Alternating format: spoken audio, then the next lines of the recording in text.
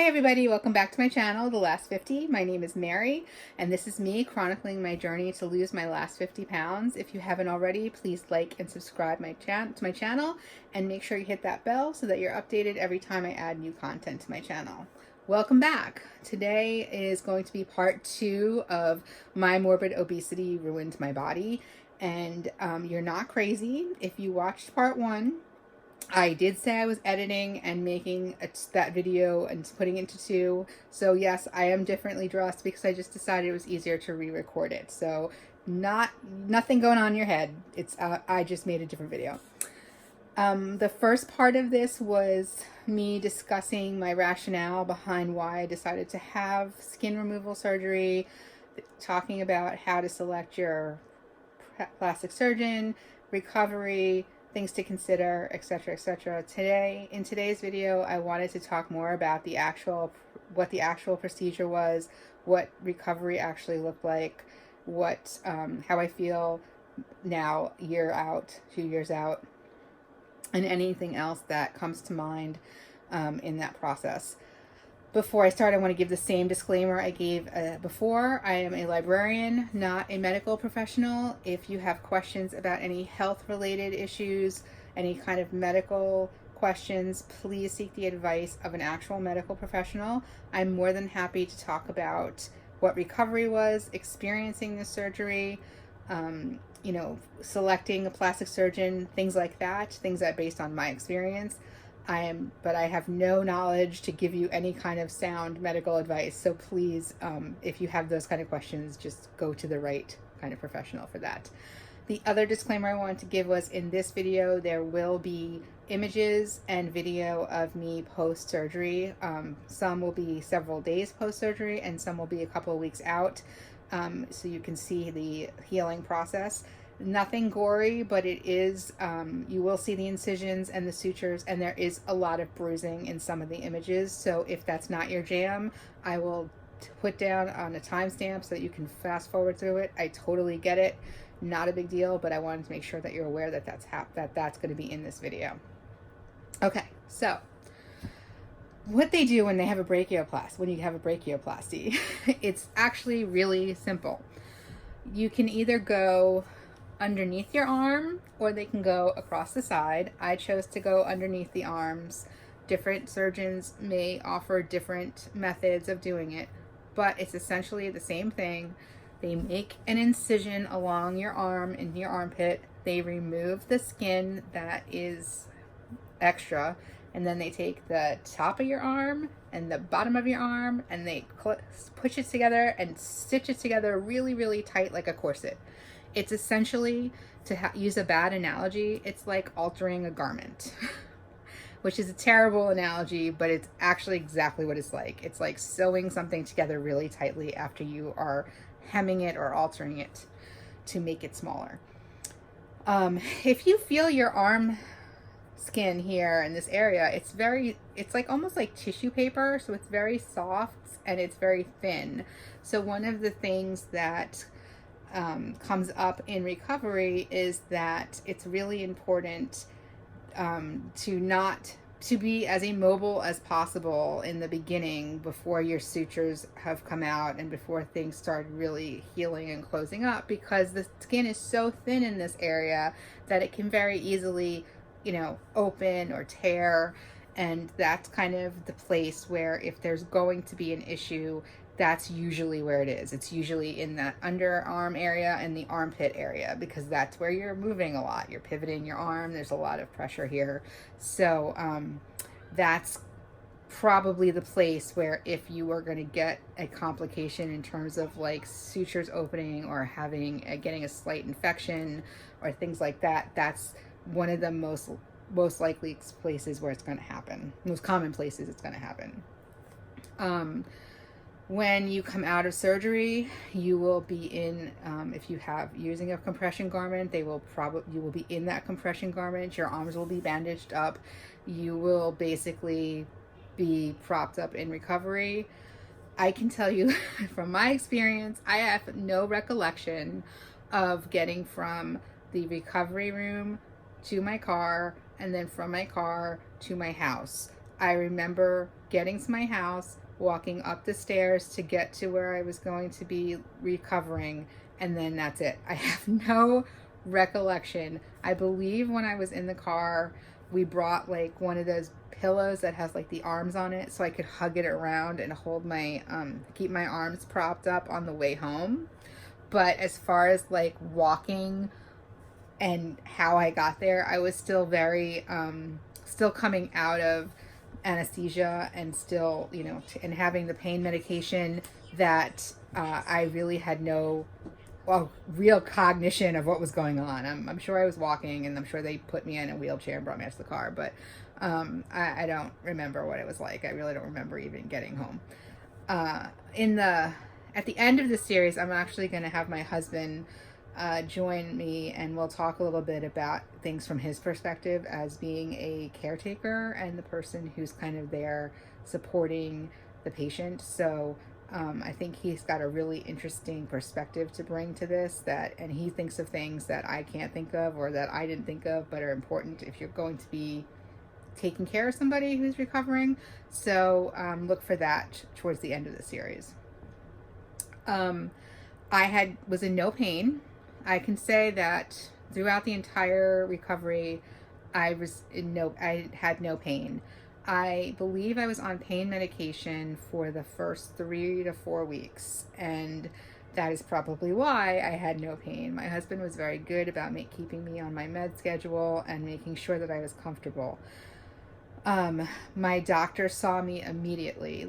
So I had my surgery. I had my surgery on November 21st. I think 2 days later, I was back in his office for an initial checkup. And then again, I was back 3 days later for another checkup.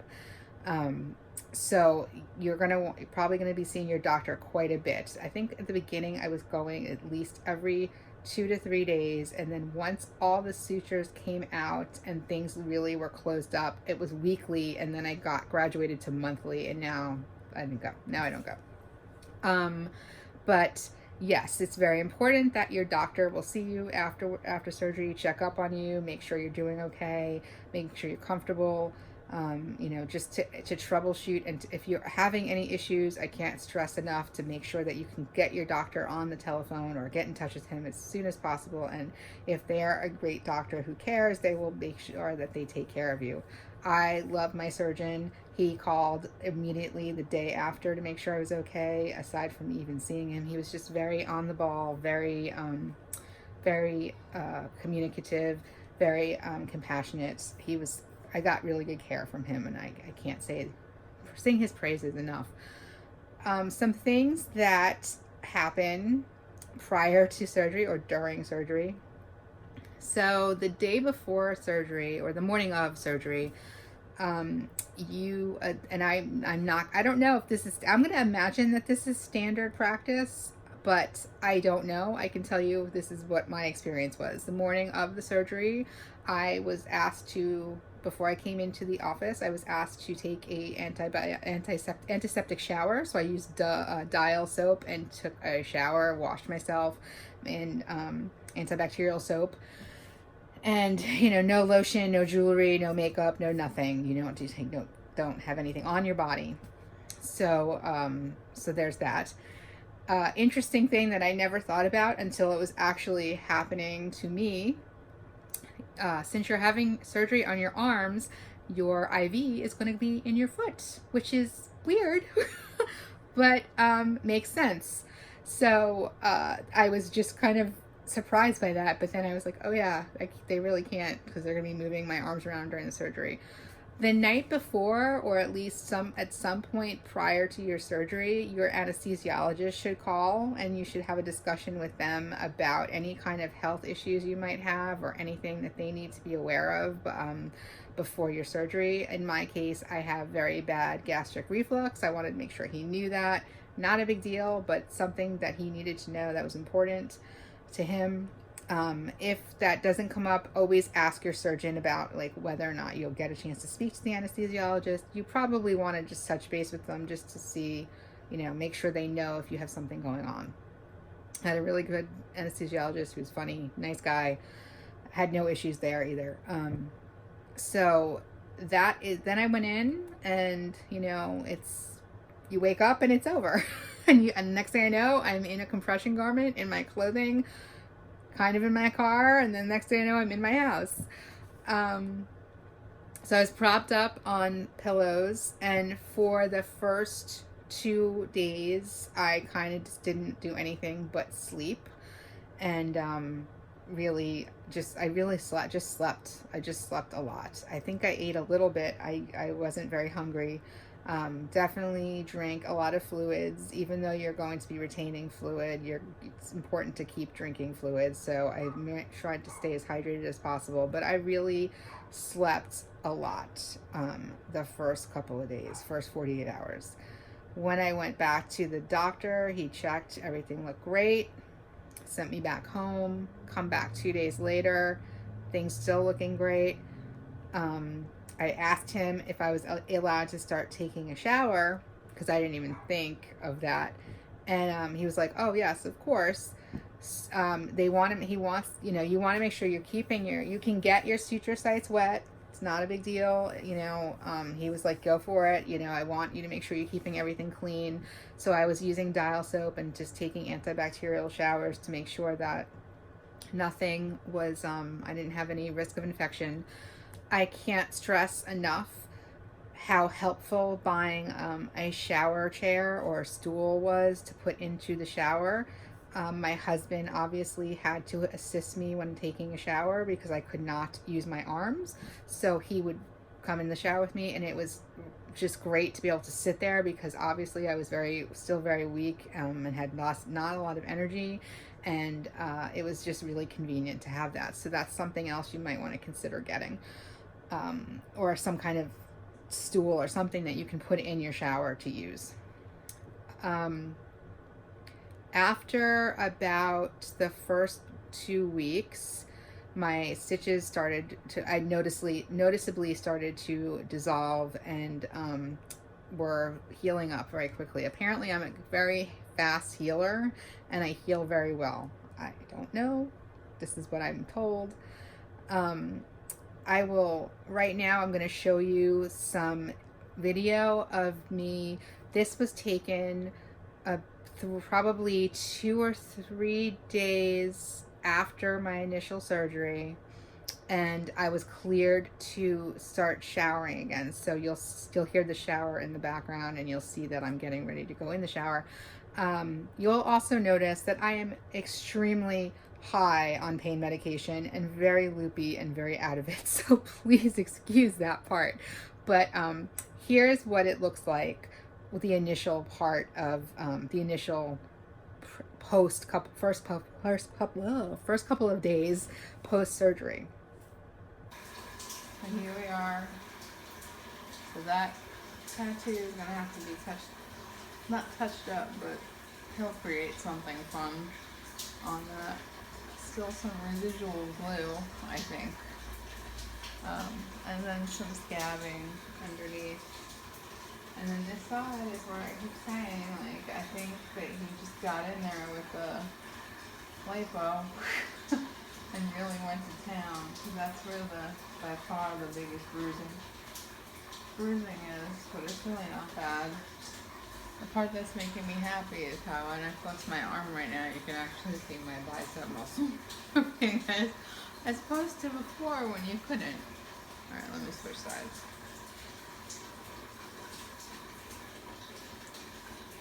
This arm, I don't know, it might look worse for some reason, but, so yeah, so here, I think he came down a little longer on the arm, but you really can't tell because of the tattoo.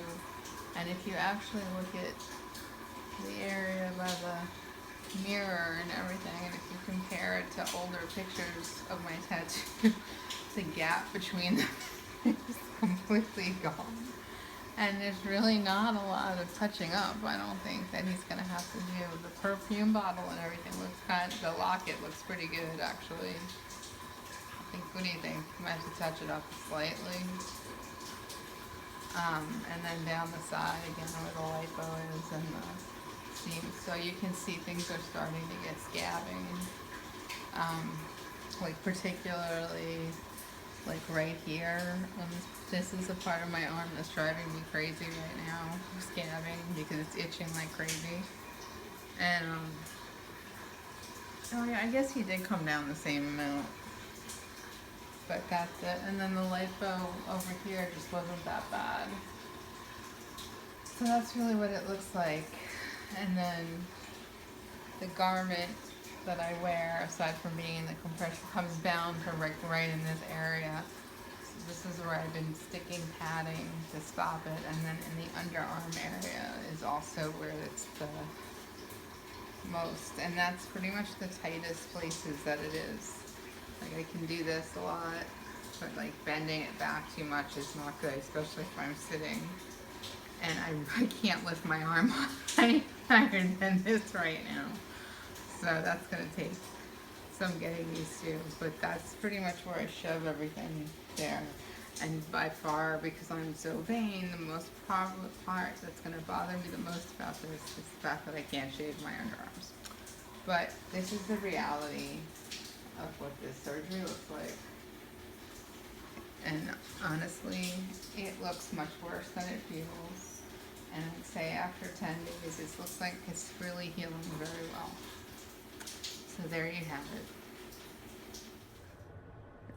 Okay, so one of the things right off the bat that you'll notice is there's a lot of like medical tape and things like that there that's from the sutures and stuff like that. Not only do they suture you, they kind of use this, I guess it's like super glue for your skin to keep it closed as well. So, and then the bandaging, so you'll see traces of that still on my arms. Also, I think the thing that's probably most jarring about that footage and seeing it is the amount of bruising on my sides. Again, I had liposuction when I had this done, and when you think about the mechanics of liposuction, it's a really harsh procedure. You're basically having a very long suction thing shoved under your skin and just kind of poking around in there in the area, and it breaks any kind of blood vessels and stuff that's underneath the skin. So it really does it is accompanied by a lot of bruising, and you can see that bruising really see how bad it is when you'll see that video. I have to say though, and I know that people say this and sometimes people don't believe this, but I'm telling you the God's honest truth, it looks so much worse than it felt. I honestly can tell you, I really had no pain. I really didn't feel any pain. Either the pain medication was really good, or I have and I don't have a high tolerance to pain, so I'm gonna go with the pain medication was really good. And I didn't have any other issues going off my health that would maybe cause me to have any kind of, compounding pain or anything like that. But, I can honestly say that the most discomfort that I had was this underarm area where there was like the most suturing on each side, where that garment that I'm wearing cut in there. So when like I said last time, I put big padding underneath it, and that helped a lot. And then the same thing with the band around where my liposuction incisions were. Having some padding there was great. The other annoying thing that I have a slight reaction to pain medication where I get very itchy. So that was kind of annoying. And it's always on my face for some reason. So my husband bought one of those telescoping, like, scratching things. So I'm like literally holding it like this and trying to scratch my face, face as it's bothering me. I mentioned before that there was fluid retention that kind of hit by the third or fourth day. And then I did notice it dropped significantly once I started peeing a lot, and that ball started rolling, the fluid just started coming, I started reabsorbing it, getting it out of my body. So it was probably about a week and a half process of getting the swelling down. My arms will be, your arms are going to be swollen just because that's, that is what's going to happen until they fully heal. They're going to be, in a state of like swollenness. I don't even think that's a word, but anyway. So now I'm going to show some video footage. Again, that I took prior to jumping in the shower. And this is about, I want to say, 5 weeks post-op, and you'll see that it looks a lot better. The bruising is still there on the sides, but most of my sutures have dissolved or have been taken out at this point because things were healing pretty nicely and rapidly. So this is just showing again what it looks like now, 5 or 6 weeks out. You'll see it's still still red, still kind of looks like it's painful, but again, looks so much worse than it actually felt. So take a look at this. And everything looks pretty close up. And like I mentioned earlier, you can't really see it on the tattooed arm. The armpit and the side lipo seam is really what's most visible. And let me just look on this is the side. For some reason, I think this one is a little more redder than the other side, but I've been wearing a bra for the last few days, and I think it also irritates it. And that's a good point, is that the lines, the scar lines, actually can be covered up by a bra, so it doesn't actually show, which is a kind of a nice part of that. And then this arm is also a month out, and you can see that bruising is really gone now, and that's where the hematoma area was. And he did mention a little bit of dimpling, but that will lessen as the skin stretches out more. And then, yeah, same thing with this is as high as I can raise my arm right now, as I feel it stretching. But that's pretty much what we're looking at now. So this is not terrible. I mean, you can look at it and see somebody had surgery or something done, but what can you do? I'm gonna just use the stuff they gave me and probably use Mederma, and hopefully it'll lighten up a lot, and then just get tattooed over it. Okay, so complications. I did get a small, I'm talking very, very small infection in my armpit. Got some antibiotic. It went away very quickly. About 5 or 6 weeks into my healing, I noticed that something happened. I got up to go to the bathroom. I noticed I was wet on my side. I put my hand there. I came out and it was blood. And I was like, oh my God, I'm bleeding. And of course it was like, oh my God, she's bleeding. So we went to the emergency room. I had got a very good doctor and nurse in the emergency room. They got my surgeon on the phone very, very quickly. The emergency room doctor looked at my incisions, determined that there was no infection. There was nothing that appeared to be wrong with it. Relayed this to my surgeon. What it was, if you can remember from these, if you think back to just the video you just saw, and the first one where there's like a massive bruising.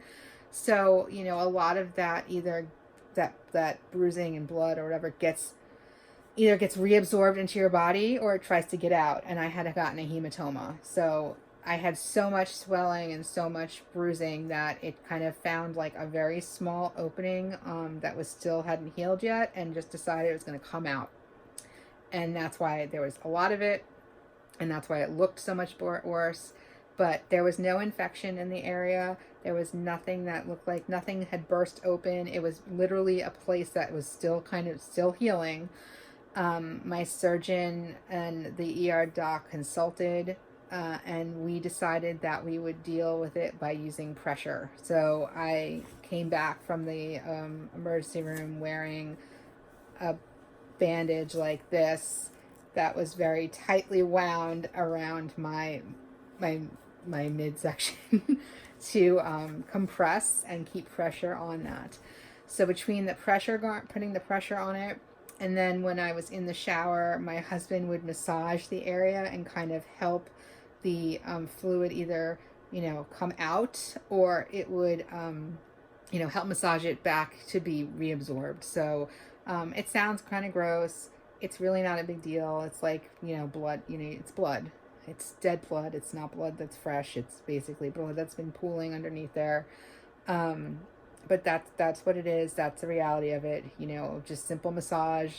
And after a week, it was fine. It didn't cause any major problems. And my surgeon actually called me. I believe it happened on a Friday evening. And so he, aside from getting called in the emergency room, while I was in the emergency room that night, the next morning was a Saturday. He called to check on me, and he offered to come into his office to see me if I felt not comfortable with the plan that we were treating it.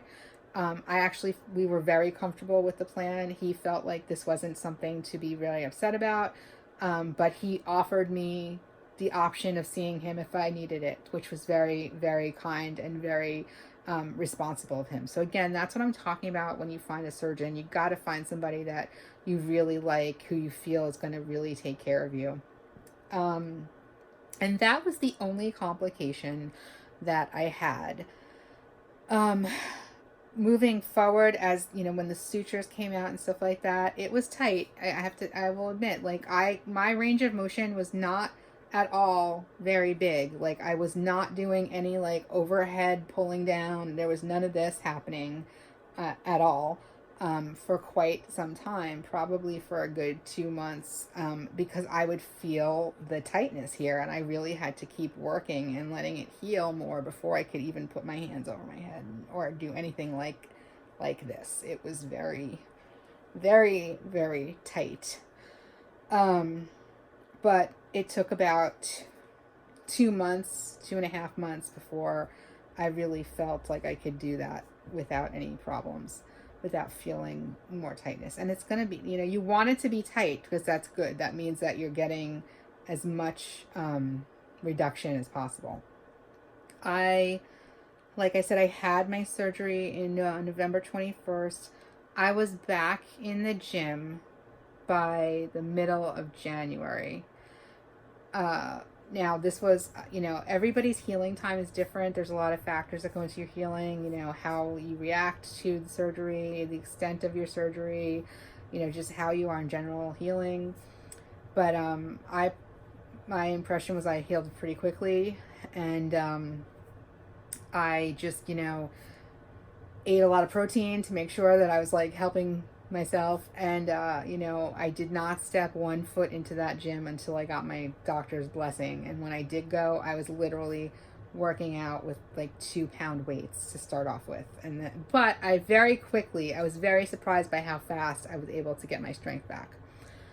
One of the things I will say, this is probably, out of everything that happened with my surgery, the thing that probably came to me out of left field the most, and it may not to you, but to me, because I didn't even think about this. I had no inkling or expectation of the amount of fatigue that I would have from this surgery post. I expected it a week, 2 weeks after the surgery, but still a month out and being exhausted by walking up the stairs, or walking from the car to the house, or just getting up to go to bed, taking a shower was exhausting some days. And I went to my doctor on one of my follow-ups, and I said, is it normal for me to be this tired and to be exhausted after doing the simplest task? And he said, absolutely. He's like, you might look like, well, first of all, your body's been through a massively traumatic event. And then, you may be looking like you're healed from the outside, things are closed up and your sutures are out and things are progressively looking better and better. But, internally you're still healing. Your body is using a lot of energy to heal from this, massive trauma that you just put it through. And yes, you should expect to feel very tired. It's your body's working overtime. And I was like, oh, okay. So then I kind of just upped my protein shakes, and that kind of helped a little bit. But I was really surprised that I was so fatigued from it. And I accepted that as the right answer, and then it made sense after a while. I mean, we'd go to Target and I'd walk around for like 20 minutes and I'd be like, oh, we gotta go home right now. I can't deal with this anymore. And it made sense. And the more I kept that in the back of my head, the more I was like, yeah, okay, this is why. And, you know, once I had that in my head, it definitely made sense to me. And I was able to notice that it did go faster. My recovery did seem to move faster than that. But don't be taken aback by if you're exhausted for like 2 months. Okay, so the other big thing, I don't want to forget this. You have a very large nerve that runs down your arm, and it's about to be cut. And what happens is that you're going to have it cut and you're going to be numb. And it feels like your arms fell asleep. And instead of waking up, they just kind of stay in that arms fell asleep numbness kind of thing. So you're batting it across, and it's like you kind of can, you know that there's pressure there, but you don't have that sensation of touching the couch and knowing that that's like suede. You just know that something's there, and it feels like, you know, your arm fell asleep. Eventually, like a month or so after the fact, you're going to start feeling like little pins and needles sometimes, or like little electric shocks, and it's your nerve regenerating, and you're getting your feeling back. It might take longer for some people versus other people. Some people don't always get all their feeling back. They might have dead spots on their arm. I can tell you that I had, like, again, I had my cut all the way down to here, so I was numb from here all the way up here. As I'm doing this right now, I can tell you I've regained all feeling in my arm. I don't have any dead spots. Check this one. Yeah, there's nothing. I have regained all of my feeling in my arms. The human body's amazing. And, but you are going to be numb. You're not going to have feeling in your arms for a couple of weeks, if not longer. So please, you know, that's something you got to keep in your head as an expectation that, you know, you're cutting your arms open. There's going to be a nerves that are going to be cut.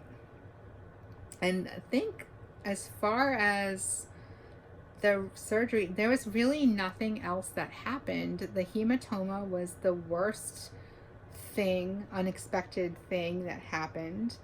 And you know, I've shown you, you've seen what it looks like, so it shouldn't be that shocking. But I mean, it's always hard to see yourself when that, you know, as a patient. I can look at anybody else, but when it comes to myself, I just can't handle it. But it really, I have to say, looking back at all those images, I can say that I felt it always looked much worse than it felt.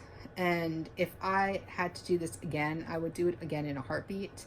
I am extremely happy with how my arms look now. I'm so happy with how the surgery turned out. I think it's hysterical that since I've lost more weight, I go back to him when I went for my other consult, and he's already like, we need to do a revision. He's like, we have to, and I'm just like, whoa, man, let's hold on there. Let's do some other stuff first, and then we'll talk about doing. I don't think I'm ever going to get a revision in my arms unless they look majorly, like if they get to a point where they look similarly to what they used to look like. I don't see that happening, so I don't think I see a revision in my arms at any time soon. But I think it's funny that he's already like, you could do this again. I'm trying to think if there's any other things. I think the other thing you need to be prepared for is, so I'm a stay-at-home mom, and the gym and doing errands and interacting with, you know, my kids' school and things like that were my main social outlet in life. And basically, and it was fine. I loved it. Like, that was enough people for me, enough interaction for me to feel like I'm okay. But then I had surgery and I was off the map for like 2 months, and that was crazy. So you kind of end up starting to feel a little bit lonely. You know, your friends will come visit, you'll talk to people, but you know, you'll have a lot of time on your hands. So I definitely recommend stocking up on some shows on Netflix or Hulu or something. Luckily for me, Mindhunters had come out at that point, and I had never watched all of Will and Grace, so I had stuff to keep myself occupied. Did crossword puzzles. Just, you know, you want to have some stuff that you can keep yourself occupied with. You know, it can get a little sad when you're spending that much time away from your usual routine and from people. And also, I am one of those people, I don't know if everybody has this experience, but I tend to, pain medication tends to make me a little depressed. So there was some of that going on as well. And I noticed as soon as I stopped taking it, I started feeling a little bit better. But again, I'm not used to being out of the loop for that long. So it was kind of rough that way. But my best advice is stock up on things to do, stock up on things to watch, and if you feel like you need to call a friend, just call somebody and talk to them. I was really happy, and it made me very happy when my friends Skyped with me or called, and visitors. Just, you know, if you need somebody, reach out. You know, it's not worth sitting there feeling bad about it. Trust me, I learned this the hard way. But like I said, other than that hematoma and that small infection that was taken care of with like 1 round of antibiotics, didn't even last a week. Those were the biggest complications I had.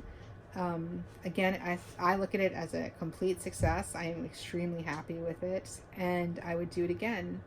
So that is the story of my brachioplasty. I hope it was helpful and informative, and if you have any questions, please feel free to hit me up on any of the socials listed below. You can leave a comment here. I try to interact with the commenters as much as possible. Feel free to ask anything. If you feel like I haven't answered a question or you come up with something I didn't talk about, please feel free to ask. I hope you'll come back for part 3 of this series, where I'm going to start talking about my breast augmentation and breast lift. So that should be exciting. Believe it or not, that is probably the easiest procedure I've had out of all of them. So you probably won't want to miss that discussion with some interesting before and after pictures. Thank you again for joining me and tuning into this video. I hope to see you back here soon. Bye, guys.